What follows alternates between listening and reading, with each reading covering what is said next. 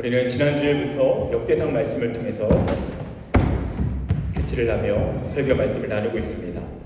지난주의 설교는 역대상 1장 1절부터 어떻게 족보가 시작되었는지, 그리고 그 족보의 의미가 무엇인지를 함께 나눴습니다. 여러분, 족보의 의미가 어떤 것이었는지 여러분 기억나십니까? 역대상 1장 1절부터 9장까지 지속되는 족보의 목적은 바로 정체성에 대한 확인이라고 말씀드렸습니다. 하나님께서 너는 나의 백성이다. 너는 변함없는 나의 사랑을 받고 있는 내 사랑하는 자들이다. 그 사랑은 한 번도 멈춘 적 없다. 그 사랑의 정체성을 알려주시는 것이 족보라고 말씀드렸습니다. 또한 여러분, 성경에는요 족보가 반복해서 등장합니다. 그리고 이 족보에는요 분명한 반복적인 기능이 있습니다. 또는 일반적인 역사도 마찬가지입니다. 우리가 족보를 외우고요, 왕의 이름을 순서대로 외우고요, 그렇게 나름대로 그러한 순서대로 이름을 외우는 이유는 바로 그 이름 하나하나가 역사에 대한 요약이기 때문입니다. 여러분, 역대상과도 마찬가지입니다. 역대상에 등장하는 족보도 마찬가지입니다. 왜 족보가 등장하는가? 그 족보에 등장하는 이름 한 명 한 명이 거론될 때에 바로 그 시대의 역사가 요약되는 것입니다. 여러분, 생각해 보십시오. 우리가 잘 알고 있는 인물들, 여러분, 세종대왕, 그 이름을 딱 듣는 순간 어떤 생각이 드십니까? 그 당시 조선의 역사, 특별히 한글을 발견하게 되고, 한글을 만들게 되고, 그리고 가장 부강하게 그렇게 나라를 이끌었던 그런 위대한 왕의 역사가 생각날 것입니다. 여러분, 고종이라고 하는 왕의 이름을 한번 생각해 보십시오. 그러면 가슴 아픈 역사가 떠오르실 것입니다. 루이 14세. 여러분, 어떤 생각이 드십니까? 루이 16세, 나폴레옹 3세. 여러분, 이런 중요한 인물들에 대한 이름을 듣게 되면 우리는 자연스럽게 그 역사가 우리 가운데 이미지화되어서 떠오릅니다. 그것이 바로 족보의 기능이고 역할인 것이죠. 그렇게 성경은요 역대상 말씀을 통해서 이스라엘의 역사, 온 인류의 역사를 요약하면서 사람의 이름을 통해서 나열하고 있습니다. 그런데 역대상 4장까지 지속적으로 이름만 거의 반복돼서 거론되다가 갑자기 4장 9절에 한 인물에 머무릅니다. 그리고 9절과 10절이라고 하는 그렇게 긴 분량이 아닐 수 있지만 이 족보의 상황 속에서는 굉장히 긴 내용을 할애해서 한 인물에 집중하고 있습니다. 그 이름은 야베스입니다. 그리고 그 이름에 대해서, 그 사람에 대해서 야베스는 그의 형제보다 귀중한 자다라고 말씀하고 있습니다. 여러분, 여기서 귀중하다라는 것은요 존경받는 사람이라는 뜻입니다. 영예로운 사람이다, 영광을 얻었던 사람이다, 그런 뜻을 가지고 있습니다. 그러니까 이 야베스는 그 역대상을 읽고 있는 포로 귀환한 이스라엘 백성들이 존경하고 본받고, 우리도 이 사람을 롤모델 삼아서 이 폐허와 같은 현실 속에서 어떻게 다시 민족을 재건해야 할지, 어떻게 이 시대와 역사 가운데 살아야 할지를 배우게 되는 것입니다. 그것이 바로 오늘 이 말씀의 야베스라고 하는 인물의 역할인 것이죠. 그렇다면 여러분에게 한번 묻고 싶습니다. 여러분, 여러분 야베스라고 하면 여러분 많은 분들이요, 특별히 교회를 오래 다니시는 분일수록 잘 아실 것입니다. 이전에 야베스의 기도라고 하는 베스트셀러 책도 있었고요, 오늘 우리가 함께 찬양했던 우리 찬양 인도자님께서 참 선곡을 잘 해주셨는데, 야베스의 기도, 오늘 이 말씀의 내용을 그대로 요약해 놓은 그 찬양도 우리에게 익숙한 찬양입니다. 여러분, 그렇다면 묻고 싶습니다. 야베스라고 하는 이름은 어떤 뜻을 가지고 있을까요? 혹시 자신 있게 한번 말씀해 주실 분 계십니까? 야베스 어떤 뜻일까요? 한번 여러분께서 생각나는 대로 한번 스스로에게 한번 답해 보시기 바랍니다. 나와 있습니까? 네, 맞습니다. 야베스라고 하는 뜻은요 슬픔, 고통이라는 뜻입니다. 그러니까 야베스라고 하는 이름 자체가 슬픔, 고통이라는 의미를 가지고 있는데요, 여러분, 이 이름은요 참 이해하기가 힘든 이름입니다. 여러분 생각해 보십시오. 오늘날 우리 교회에 세 가족이 왔습니다. 이름을 소개합니다. 제 이름은 김슬픔입니다. 제 이름은 박고통입니다. 여러분 누군가 이렇게 이름을 소개한다면 이해하기가 힘들 것입니다. 근데 야베스가 그런 이름이었다라는 것입니다.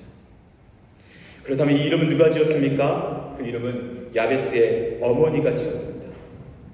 왜 그렇게 이름을 지었습니까? 바로 수고로이 이 아이를 낳았기 때문이었다라고 설명하고 있습니다. 근데 여러분 여기서요, 우리가 그냥 지나칠 수 있지만 어머니가 이름을 지었다라는 것부터가 이상하다는 것을 생각하셔야 합니다. 여러분 고대 사회는 우리가 잘 알다시피 가부장적인 사회였습니다. 철저히 아버지가 중심되는 역할을 했습니다. 당연히 자녀의 이름은요, 아버지가 짓는 것이 당연했고 고유의 권한이었습니다. 근데 오늘 말씀은요, 어머니가 이름을 지었다라고 하는 것입니다. 어떤 사연이 있었을 것일까요? 아마도 야베스가 태어나기 전에 아버지가 세상을 떠났을 것입니다. 그리고 오늘 이 말씀에서 내가 수고로이 낳았다라고 하는 것을 통해서 많은 학자들은 아마도 그 어머니가 야베스를 출생할 그 시점에 아버지가 세상을 떠났고, 그래서 어쩔 수 없이 어머니가 이름을 지었고, 그리고 그 어머니는 그 야베스라고 하는 아들이 야속하게 느껴져서 아마 그 이름을 슬픔이다, 고통이다 라고 지었던 것 같습니다. 여러분 그렇다면 야베스의 인생은 어떤 인생입니까? 그는 태어나면서부터 슬픈 운명을 타고난 인생입니다. 여러분 오늘날에도요, 만약에 아버지 없이 자라야 한다면 그것은 그 가정의 큰 어려움일 것입니다. 근데 야베스는요, 그 시대 고대 사회에 태어났는데 아버지가 없다라는 것은 기본적으로 그 집안이 쫄딱 망했다라는 것을 의미합니다. 어떠한 경제적인 능력이 없다라는 것을 의미합니다.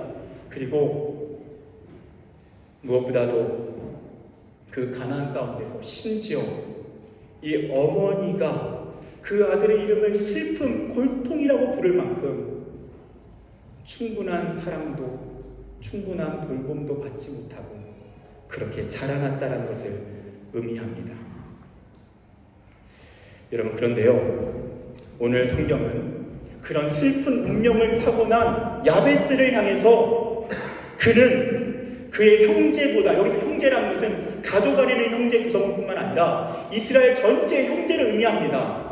이스라엘이라고 하는 그 민족 자체가 가족이 확대된 민족이기 때문에 그 이스라엘 민족 전체 형제 중에서도 귀중한 자다, 존경받는 자다, 그는 존귀하고 영광을 받는 사람이다, 그렇게 이야기하고 있는 것입니다. 그야말로 그의 인생은 슬픔이 가득한 인생에서 영광이 가득한 인생으로 인생 역전을 했다라고 성경은 말씀하고 있다는 것입니다. 그래서 그 시대에 포로 귀환 이후 그 이스라엘 땅으로 다시 돌아온 그 어리버리하게 그 현실을 헤쳐나가야 할 그들에게 야베스라고 하는 인물은 우리가 존경하며 바로 그 야베스처럼 우리가 지금 처해 있는 이 현실은, 다시 시작해야 되는 그 현실은 야베스의 슬픔, 고통의 현실처럼 무기력하고 아무것도 할 수 없지만 우리도 인생 역전할 수 있다, 우리의 역사도 역전될 수 있다라는 바로 희망의 모델이라는 것입니다. 그렇다면 오늘 말씀은 어떻게 야베스가 인생 역전을 할 수 있었는가? 그 말씀을 10절에서 담고 있습니다. 야베스의 인생 역전의 비밀 10절, 우리 다 함께, 여러분 다 함께 한번 합독해 보도록 하겠습니다. 함께 큰 목소리로 합독합니다. 시작. 야베스가 이스라엘 하나님께 아뢰어 이르되 주께서 내게 복을 주시려거든 나의 지역을 넓히시고 주의 손으로 나를 도우사 나로 환난을 벗어나 내게 근심이 없게 하옵소서 하였더니 하나님이 그가 구하는 것을 허락하셨도다. 아멘.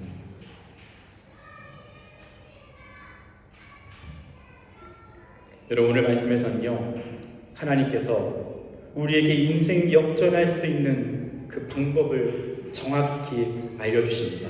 그것은 무엇입니까? 바로 기도입니다.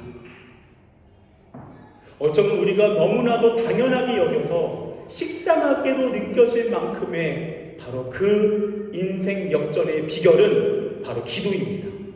근데 여러분, 여기서 기도는요, 그냥 형식적인 기도, 그저 식상해져 버린 기도가 아닙니다. 오늘 이 말씀에서 아뢰어 기도했다라고 나와 있는데요, 이 아뢰어라고 하는 단어는요, 부르짖어 기도했다라는 것입니다.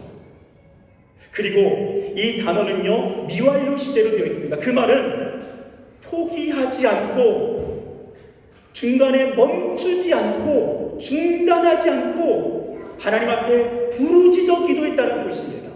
그야말로 기도를 통해서 사활을 걸었다는 것입니다. 근데 여기서 여러분, 우리가 또 한 가지 주목해야 될 단어가 있습니다. 그것은 바로 이 야베스가 이스라엘 하나님께 부르짖었다라는 것입니다. 여러분, 역대상 말씀을 읽을 때요, 특별히 족보에서 우리가 주목해야 될 부분이 있습니다. 우리는 아브라함에 대한 족보가 등장하고요, 이삭에 대한 족보가 등장함을 알게 됩니다. 그리고 야곱에 대한 족보도 등장합니다. 그런데 야곱이라고 하는 이름은 등장하지 않습니다. 대신 이스라엘이라고 하는 이름이 등장합니다. 왜냐? 하나님께서 야곱의 이름을 이스라엘로 바꿔주시기 때문입니다. 그리고 역대상은 이스라엘 민족을 향한 말씀이기 때문에 그 이스라엘 민족의 그대로의 원조상인 야곱을 이스라엘이라고 칭하면서 그 역사가 이어지고 있다는 것을 진술합니다. 그렇다면 오늘 말씀에서 야베스가 이스라엘에게 부르짖었다는 것은, 이스라엘 하나님께 부르짖었다는 것은 야곱의 하나님께 부르짖었다는 것입니다. 그렇다면 우리는 야곱이 어떻게 하나님께 부르짖었는지도 함께 생각하게 된다는 것이죠. 그 내용은 우리가 잘 아는 창세기 32장에 나오는 천사와 씨름하는 야곱의 기도입니다. 그래서 오늘 주보를 보신 분들은 다 확인하셨을 것입니다. 오늘 이 그림은요, 파리에 있는 생슈필드 성당에 있는 그런 유명한 그림, 들라크아의 그림입니다. 저도 종종 그 성당에 방문해서 이 들라크아의 그림을 감상하곤 합니다. 이 그림에서 나오는 이 야곱의 기도의 모습은 그야말로 씨름이고 레슬링이고 투쟁입니다. 그 성경 속의 모습을 참 이렇게 역동적으로 잘 그려냈죠. 그리고 많은 유명한 화가들은요, 이 야곱의 천사와의 씨름에 대한 주제를 가지고 동일한 제목을 가지고 여러 그림을 그렸는데요, 또 한 사람의 이름은 샤갈입니다. 우리 그림을 한번 보여주시면 좋겠습니다. 여러분, 샤갈도요, 그가 참 좋아했던 색깔인 이 파란색을 사용해서 이렇게 천사와 씨름하고 있는 야곱의 모습, 그 기도의 모습을요, 아주 역동적으로 그리고 조금은 생동감 있게 그려내고 있습니다. 그래서 들라크아의 그림도 그렇고요, 샤갈의 그림도 그렇고요, 그냥 보편적으로 우리가 알고 있는 그 천사와 씨름하고 있는 투쟁하는 모습입니다. 이 그림은 1963년에 샤갈이 그린 그림이고요, 그리고 한 10년 정도의 시간이 지나서 샤갈이 또다시 이 똑같은 주제에 대한 똑같은 제목을 가지고 그림을 그립니다. 그 그림은 다음 그림입니다. 여러분, 이 그림 한번 잘 주목해서 보십시오. 여러분, 뭔가 큰 변화가 있지 않습니까? 저는 이 그림을 보면서 처음에는 조금 어색했습니다. 특별히 어떤 부분이 어색하냐면요, 천사와 야곱의 얼굴입니다. 표정입니다. 우리는 분명히 조금 전에 두 개의 그림을 통해서 천사와 야곱이 투쟁하면서 씨름하는 것을 보았습니다. 그런데 샤갈이 10년 정도 전에 그렇게 그렸던 그림을 10년이 지나서 어떻게 보면 서로 끌어안고 투쟁하는 것이 아니라 춤추고 있는 것 같은 그림으로 그려내고 있다는 것입니다. 저는 누구도 그렇게 해석하진 않지만 저는 그렇게 해석합니다. 샤갈은 야곱의 기도를 묵상합니다. 그는 처음에 그 기도가 투쟁의 기도였다는 것을 기억하면서 본래의 의미대로 그림을 그리고 묵상했을 것입니다. 그리고 세월이 지납니다. 그리고 그 야곱의 약복강가에서 천사와 씨름했던 그 기도의 사건은 단순히 투쟁일 뿐만 아니라 그 투정의 시점을 통해서 그의 인생이 역전되었다라는 것을 그는 분명하게 확인하게 됩니다. 그리고 그 기도의 과정은 투쟁이었지만 한편으로는 그 시간은 인생 역전의 기쁨을 누리는 환희의 순간이었다라고 그는 생각하지 않았을까요? 그래서 그는 아마도 그 야복 강가에서 치열한 기도, 그 부르짖음의 기도는 사실 인생 역전을 향해 나아가는 바로 승전가와 같다라고 그는 생각했던 것입니다. 여러분, 그렇습니다. 여러분, 야베스는요 이스라엘 하나님, 야곱의 하나님을 묵상하면서 인생 역전의 하나님을 믿었을 것입니다. 그리고 야곱처럼 나도 이 현실에 굴복하지 않고 믿음으로 투쟁하면서 씨름하면서 그는 마침내 그 인생 역전의 그 놀라운 하나님의 은총을 자신의 은총으로 그대로 재현하게 되었던 것입니다. 여러분, 야베스는요 그래서 이렇게 기도합니다. 야베스가 이스라엘 하나님께 아뢰어 이르되 주께서 내게 복을 주시려거든 복을 달라고 기도합니다. 여러분, 이 기도는요 창세기 32장 26절에 야곱의 기도와 동일합니다. 당신이 내게 축복하지 아니하시면 가게 하지 아니하겠나이다. 야곱은 하나님의 복을 사모하면서 씨름했습니다.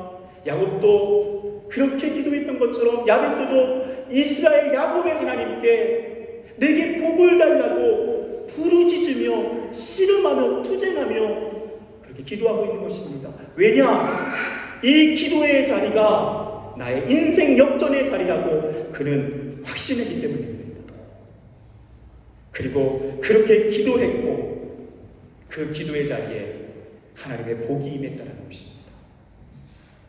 여러분, 여기서요 계속해서 이 진도가 나가지 않죠. 그만큼 이 기도가 참 많은 깊은 의미를 담고 있습니다. 여러분, 야베스가요 복을 주시려거든 이라고 기도하지 않습니까? 여기서 복을 주다라고 하는 단어는 바라크입니다. 근데 이 바라크에는요 또 다른 뜻이 있습니다. 어떤 뜻인지 아십니까? 무릎 꿇다입니다.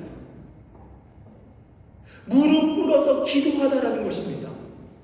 무슨 의미입니까? 무릎 꿇어 기도하는 자리가 하나님의 복이 임하는 자리라는 것입니다. 그는 무릎 꿇어 부르짖어 기도하는 자리에서 인생 역전의 복을 누리게 됩니다. 그것이 야베스의 기도가 우리에게 증거하고 있는 인생 역전의 비밀입니다. 여러분, 우리는 이 야베스의 기도를 이렇게 접하게 될 때마다 사실 어떤 분들은요 이렇게 마음이 조금 걸리는 분들이 있을 것입니다. 왜냐? 여기서 복을 달라고 하는 기도가 마치 기복신앙을 그렇게 우리에게 요구하는 그런 기도문처럼 들려질 때가 있기 때문입니다. 네, 여러분, 먼저 우리가 이 기복신앙이 무엇인지를 한번 알 필요가 있습니다. 여러분, 기복신앙이 왜 잘못됐습니까? 기복신앙은 그 신앙의 목적이 복입니다. 하나님이 아닙니다. 하나님은 그저 나의 복을 얻기 위한 수단에 불과합니다. 근데 참된 신앙은 어떤 신앙입니까? 하나님이 그 나의 전부 되시는 주님이 나의 신앙의 목적입니다. 그리고 다른 복들은요 그분이 나에게 주시는 보너스의 은총일 뿐입니다. 내 인생의 가장 큰 복은 하나님이시고요. 그리고 그 하나님께서 주시는 복은 내 삶 가운데 누려지는 하나님이 주시는 선물들인 것입니다. 그렇기 때문에 여러분, 기복신앙 잘못된 것입니다. 그런데요, 오늘 이 말씀에서 등장하는 이 기도문이요 어떤 내용을 담고 있는지를 구체적으로 알면 알수록 오늘 이 기도문은 단지 하나님을 수단화시키고 그냥 내 복을 얻겠다라는 기도가 아니라는 것을 확실히 알게 됩니다. 자, 그렇다면 야베스가 구한 복은 어떤 복입니까? 첫 번째, 그는 이렇게 기도합니다. 나의 지역을 넓히시고. 여러분, 야베스는요 하나님께 나의 지역을 넓혀달라고 기도합니다. 있습니다. 여러분, 이 기도는요, 현대에 적용할 때에 실제로 그렇게 적용하는 사람이 있다고 합니다. 하나님, 나의 부동산이 많아지게 해주십시오. 하나님, 내가 건물주가 돼서 많은 건물을 소유하게 해주십시오. 그래서 나의 지역이 넓어지고 나의 건물이 넓어지게 해주십시오. 여러분, 그렇게 기도하는 사람이 있다고 합니다. 여러분, 그것은 잘못된 적용입니다. 여러분, 먼저 이 기도가 어떤 기도인지를 알기 위해서는요, 야베스가 살았던 시대를 알아야 합니다. 야베스는요, 사사시대의 사람입니다. 많은 학자들은 아마 사사시대에 살았던 사람으로 그렇게 이야기를 하는데요. 여러분, 사사시대는 어떤 시대입니까? 하나님께서 약속의 땅에 여호수아를 통해서 이스라엘 민족이 입성하게 하십니다. 그리고 많은 땅을 주십니다. 하지만 그들에게 분명한 사명을 주십니다. 이것이 끝이 아니고 너희가 이 땅에서 하나님이 약속하신 땅을 하나하나 세워가야 하고 점령해 가야 한다라고 말씀을 들었습니다. 그런데 이스라엘 백성이 어떻게 합니까? 그 자리에 안주해버립니다. 몸을 사리기 시작합니다. 왜냐? 너무나도 강력한 군대들이 그들을 방해하고 있기 때문입니다. 두렵습니다. 근심에 사로잡힙니다. 그래서 어느 순간 그냥 이 지역으로 만족하며 그냥 나는 이대로 살겠다. 다들 그렇게 그 자리에 그대로 머물러 버립니다. 바로 그런 시대에 야베스는 어떻게 기도합니까? 하나님, 내게 복을 주십시오. 그래서 나의 지역을 넓혀 주십시오. 하나님, 다른 사람들은 그대로 안주하고 있지만 두려움에 떨며 자신의 몸을 사리고 있지만 하나님, 나는 하나님을 믿습니다. 나의 하나님은 영광스러운 주님은 내가 그 주님과 함께 할 때에는 그들이 두렵지 않습니다. 나는 주님과 함께 할 것입니다. 나의 지역을 넓혀 주십시오. 그는 그렇게 기도하고 있는 것입니다. 마치 여호수아 14장 12절 갈렙의 기도와 같습니다. 이 산지를 지금 내게 주소서. 그곳에는 아낙 사람이 있고 그 성읍들은 크고 견고할지라도 여호와께서 나와 함께 하시면 내가 여호와께서 말씀하신 대로 그들을 쫓아냅니다. 지금 야베스는 그렇게 기도하는 것입니다. 여러분, 이 기도를 오늘날로 그대로 한번 옮겨볼까요? 하나님, 오늘날 이 시대는 더 이상 예수를 믿고 살아가는 것이 쉽지 않습니다. 그냥 나 혼자 믿는 것만으로도 버겁습니다. 이대로 안주하겠습니다. 그렇게 모든 그리스도인들이 안주하고 있을 때 한 믿음의 사람이 일어납니다. 하나님, 이 땅을 제게 주십시오. 하나님, 내가 정치가로서 하나님의 영광을 드러내기 원합니다. 이 땅의 정치를 내게 주십시오. 하나님, 오늘날 이 시대에 많은 예술이 하나님과 정반대의 길을 걷습니다. 하나님을 거부합니다. 하나님을 무시합니다. 바로 그런 예술계에 내가 하나님의 영광을 드러내겠습니다. 내가 살아가는 이 땅 가운데 하나님의 나라를 확장하기 원합니다. 나를 사용해 주십시오. 여러분, 우리 파리연합교회 귀한 성도들에게 이 야베스의 기도가 있기를 축복합니다. 우리가 이 야베스처럼 진취적으로 믿음으로 기도하며 나갈 때 하나님 우리에게 인생 역전의 역사를 이루십니다. 오늘날 시대를 살아가는 청년은 마찬가지입니다. 그리고 갈렙처럼 노년에 이르렀지만 하나님의 손에 붙잡힌다면 하나님, 저도 마지막 순간까지 하나님께 위대하게 쓰임받고 싶습니다. 하나님께 그렇게 야베스처럼 기도하길 원하신다는 것입니다. 여러분, 또한 야베스는 어떻게 기도합니까? 두 번째, 주의 손으로 나를 도우사. 여러분, 그것은 어떤 기도죠? 이 기도는 이런 의미입니다. 하나님, 나는 나의 손으로 살아갈 수 없습니다. 나의 인생은 슬픈 운명으로 가득 찹니다. 나의 힘으로는 아무것도 할 수 없습니다. 나의 능력으로는 그 슬픈 운명에 갇혀 있을 수밖에 없습니다. 하지만 주의 손으로 나를 도우신다면 나는 반드시 새로운 인생을 살 것입니다. 나의 손을 붙잡아 주십시오. 나의 손으로 살지 않겠습니다. 주의 손으로 살기 원합니다. 야베스는 지금 철저히 하나님을 의지하는 것입니다. 자신의 힘을 내려놓고 하나님의 손을 의지하는 자에게 하나님은 인생 역전의 역사를 이루신다는 것입니다. 그리고 마지막 야벳은 이렇게 기도합니다. 나로 환난을 벗어나 내게 근심이 없게 하옵소서. 여러분, 야벳은요 환난 또는 불행, 어쩌면 그의 슬픈 운명을 통해서 반복되었던 그 불행, 그것이 맞는 이유가 뒤에 내게 근심이 없게 하옵소서. 이 근심이라고 하는 단어는요 야베스라고 하는 그 히브리어와 어원이 같습니다. 그러니까 슬픔이라는 단어입니다. 그러니까 지금 야베스는 근심이 없게 해달라는 것은 그냥 인생의 평범한 근심뿐만 아니라 내가 타고난 그 슬픔, 그 지속된 슬픔, 그 상처, 그 고통, 내 발목을 잡고 지금도 나를 무너뜨리고 있는, 나의 잠재력을 짓밟는 하나님, 그 슬픈 운명으로부터 이제는 벗어나게 해주십시오. 그는 그렇게 기도하고 있는 것입니다.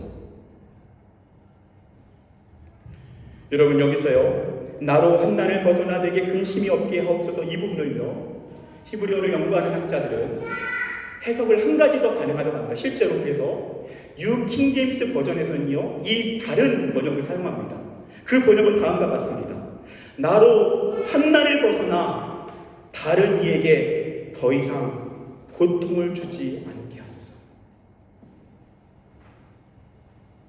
여러분, 이 기도는요 두 가지 의미를 갖고 있습니다. 나로 환난을 벗어나 더 이상 내게 고통이 없게 해주십시오라는 기도도 되지만, 하나님 나로 환난을 벗어나 이제는 다른 이에게 고통이 되지 않게 해주십시오라고 하는 기도라는 것입니다. 무슨 의미입니까? 여러분, 우리에게 주어진 지속된 슬픔의 이유, 여러분 그것은요 우리의 발목을 잡습니다. 그것만이 아닙니다. 우리 가운데 해결되지 않은 그 상처, 그 어린 시절부터 우리에게 주어져 있는 그 고통은요 중요한 것이 무엇입니까?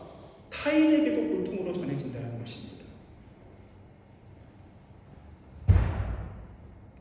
여러분, 예전에 한 서울에 있는 청년부에 세 가족으로 한 여자 청년이 왔다고 합니다. 누가 봐도 참 이렇게 호감형이고 참 이렇게 온순해 보이는 자매였습니다.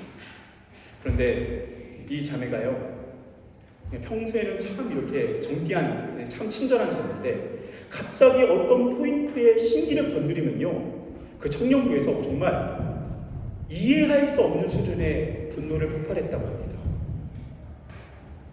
그러니까 계속해서 그런 관계적인 충돌이 있는 거예요.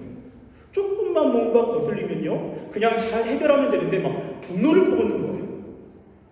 나중에 이 자매가 솔직하게 자신의 이야기를 합니다. 자신이 태어났을 때 아버지는 도망치고 그냥 어머니 품에서 태어났다. 그리고 어쩔 수 없이 생계를 위해서 어머니가 할머니께 맡깁니다. 할머니는요 이 소녀를 향해서 그런 이야기를 합니다. 너는 태어나지 말았어야 했는데,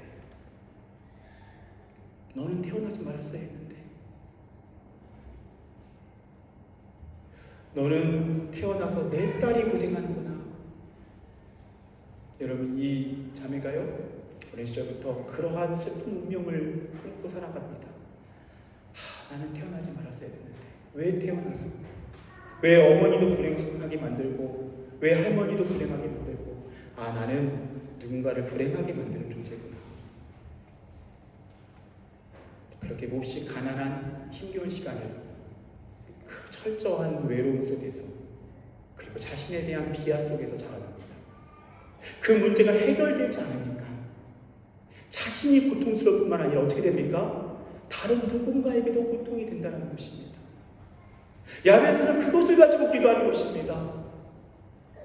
주님, 나로 환난을 벗어나 내게 고통이 없게 해주십시오. 그리고 내 이 고통으로 인해서 계속적으로 내 가족이, 내 친구가, 내 이웃이 상처를 받습니다. 고통을 겪습니다. 하나님, 그들의 고통으로부터도 건져주십시오.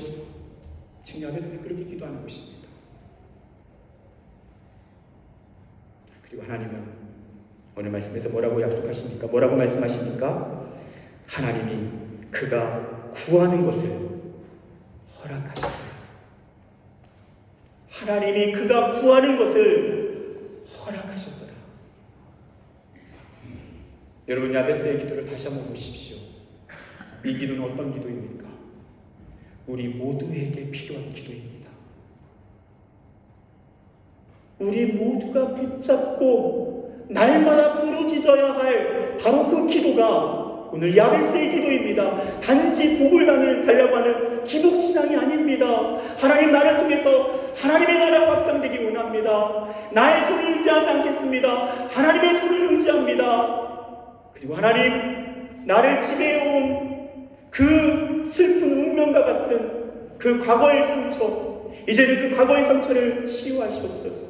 그리고 나로 말미암은 타인의 상처도 이제는 중단되게 하여 주십시오.